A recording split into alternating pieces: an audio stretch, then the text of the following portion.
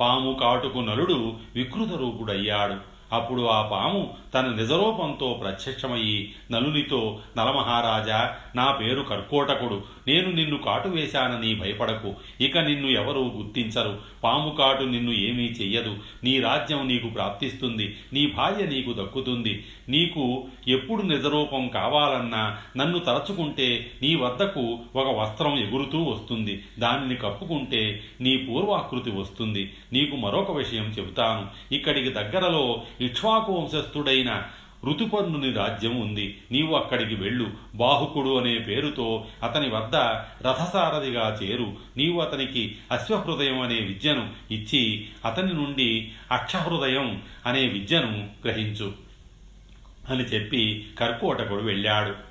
నలుడు ఋతుపర్ణుని వద్ద సారథిగా చేరాడు. అలాగే వంటశాలలో చేరి రుచికరమైన వంటలు వండి పెట్టసాగాడు. నలునికి జీవలుడు సహాయకుడుగా ఉన్నాడు. ఎక్కడ ఉన్నా నలుడు ఎప్పుడూ దమయంతిని తలచి దుఃఖిస్తూ ఉండేవాడు.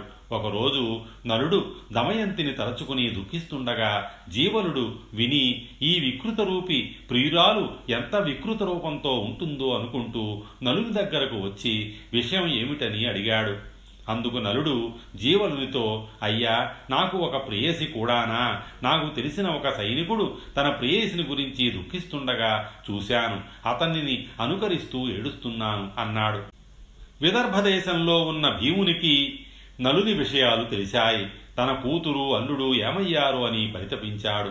వారిని వెతకడానికి నలువైపులా బ్రాహ్మణులను పంపించాడు. ఎన్నో బహుమానాలు ప్రకటించాడు. చేది దేశం చేరిన బ్రాహ్మణుడు దమయంతి నుదుటన ఉన్న పుట్టుమచ్చని చూసి ఆమెను గుర్తించాడు.